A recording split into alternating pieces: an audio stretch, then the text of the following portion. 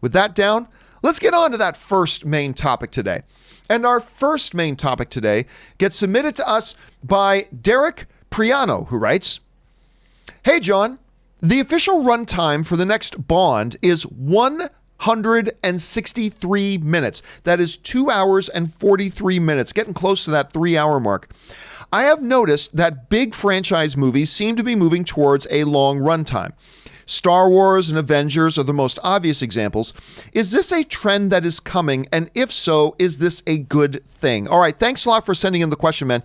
And yes, it does seem, although I don't think there's been any official confirmation from the studio, as far as I know right now, there has been no official confirmation from the studio that the runtime of the new James Bond film is actually 163 minutes. So where is this coming from? Well, it's actually coming from a pretty important spot. A couple of movie theater chains, including Regal, which is, of course, one of the biggest movie theater chains in the world, they have on their James Bond page the runtime. They have the release date, April 10th, 2020, and you see right down there, running time, and they're listing the running time at 163 minutes. They've got the running time listed right now at 163 minutes. So while this is not the studios themselves confirming it, it's a pretty reliable thing. It may turn out to not be true. It might. But I think we're safe right now in proceeding in our conversation, assuming for now that this is true, because it's a pretty reliable source. Not 100%.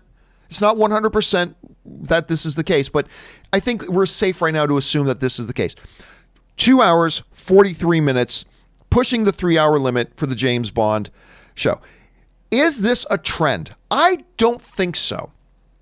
Look, you got to keep in mind that we have hundreds of movies come out every year. Hundreds of movies come out every single year.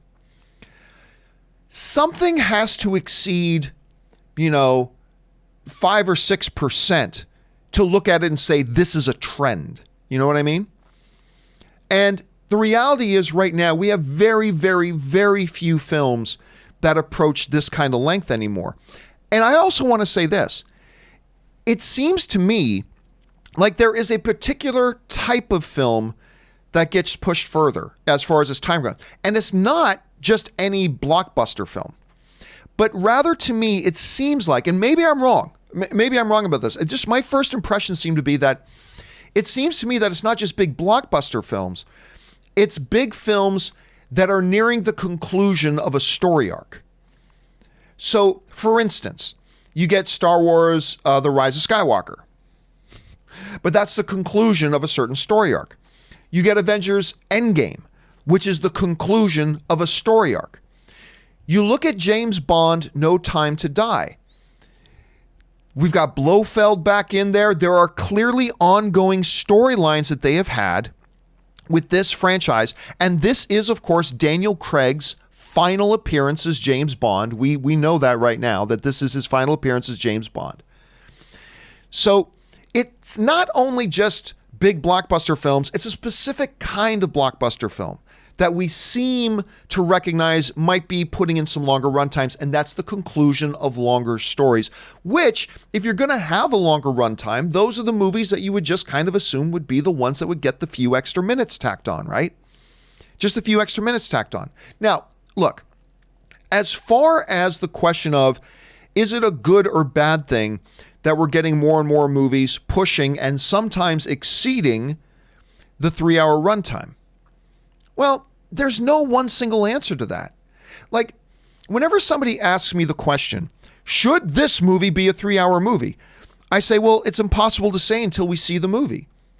There are movies that are dramas that are 2 hours long that maybe should have been 90 minutes. That 90 minutes would have been the perfect runtime for that particular movie. There are some movies that are 2 hours and 20 minutes long that we'll look at and go, oh, you know what? For the uniqueness of this movie, this particular movie probably should have been longer. It really all depends.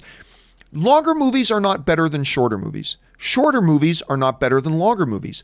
Every single movie is its own unique creature. Every single movie that gets made is its own unique project that has its own unique characteristics that in and of itself has its own correct runtime. whether that runtime is 90 minutes, 100 minutes, 120 minutes, 163 minutes, or more. Right? There's no one pat answer. Take a great movie and just make it longer. That doesn't make the movie better.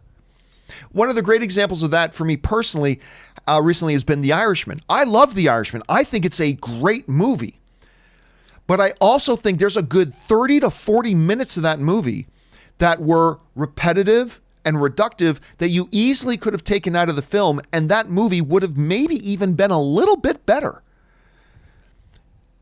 Yeah, a lot of stuff they showed was great, but that's not always the best thing. So, and then there were movies we see that are really short, and we're like, man, this needed about 15 more minutes of setup and about 15 more minutes of this. So there's no one true answer. It all depends. But I will say this, when you're talking about these final films in a larger story arc kind of movies, whether it's an Endgame, whether it's a James Bond No Time to Die, whether it's a Star Wars film, that seems to me to be the more reasonable films that you should expect a little bit of padded extra runtime because you're trying to bring a lot of things to conclusion.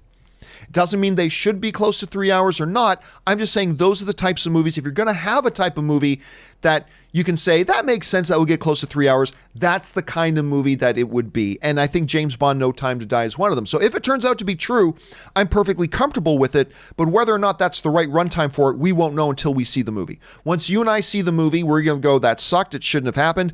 It's great, but it should have been shorter. It sucks. It would have been better if it was longer. It's great, but it would have been better if it was shorter. I mean, we're not going to know that until we see the movie. But right now, I look at it as the final Bond film in the run of Daniel Craig. He's had a great run. 163 minutes, to me, doesn't seem out of bounds. Doesn't seem out of bounds. Seems fine.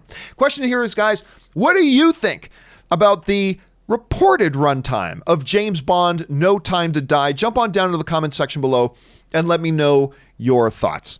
All right.